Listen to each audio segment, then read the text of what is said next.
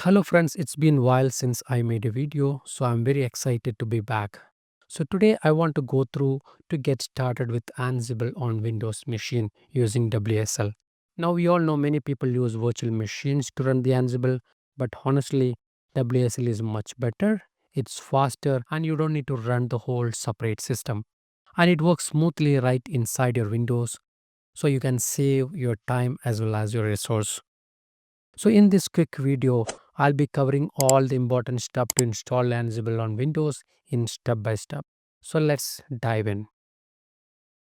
So first thing first, we'll be using this beautiful VS Code editor for this demo to talk to the Windows command line.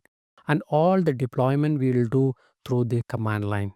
So we can either use PowerShell or any other code editor of your preference, doesn't matter.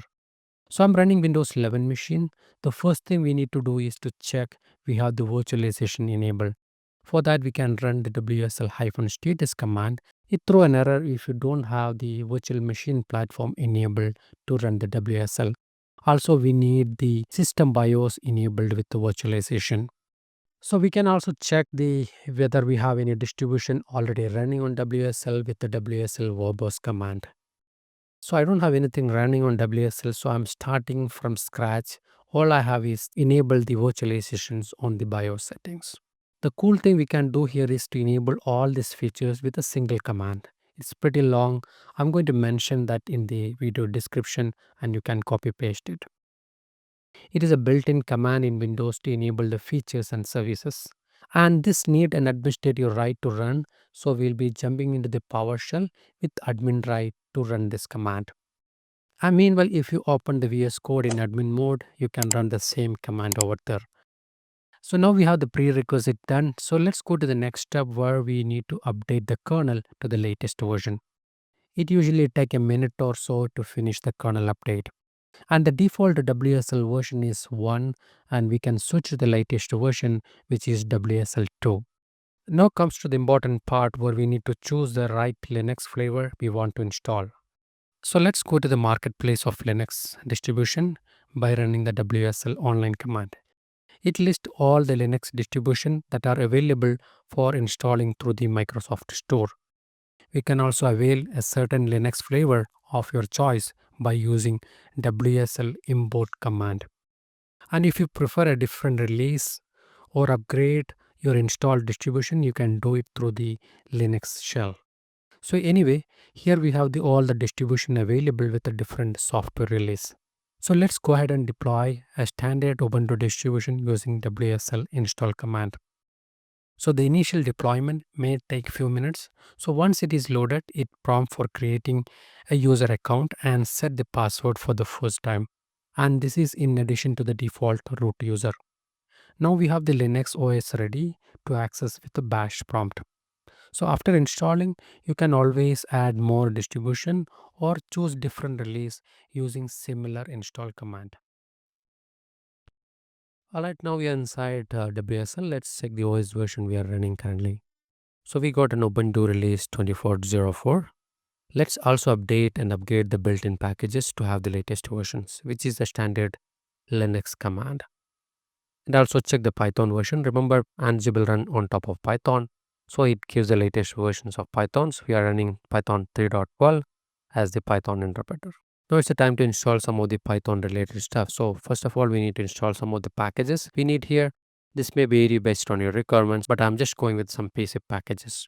Instead of installing Ansible on the global environment, we can create a virtual environment where it load all related files and folders. So let's create a virtual environment.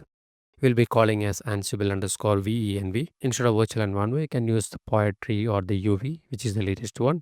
I've done some video on Poetry in the past, so if you are interested, you can hit this link and learn more about it.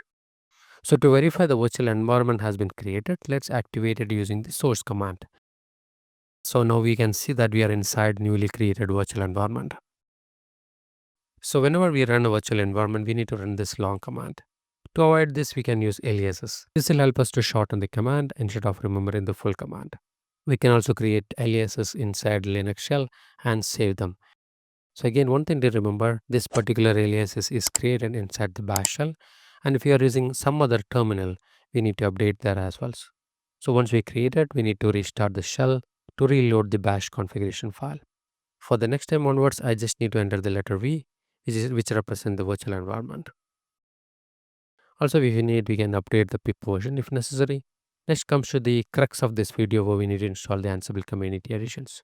So before you install Ansible packages, you can see all the available Ansible release by using the pip index command. I will go with the general Ansible without mentioning any specific version here. So during the installation, it will try to install the Ansible core, cryptography, and all other software packages it needs. Now the installation is complete. Let's check by running the pip list command. It shows that we are running the Ansible core version 2.19, which I guess is the latest. Now you can see the PyYAML and other packages we loaded in for the part of the Ansible installation. So there is always a confusion what is Ansible core and Ansible community edition. So Ansible core is a basic engine which can run the playbook and automate the task but comes with a few built-in packages.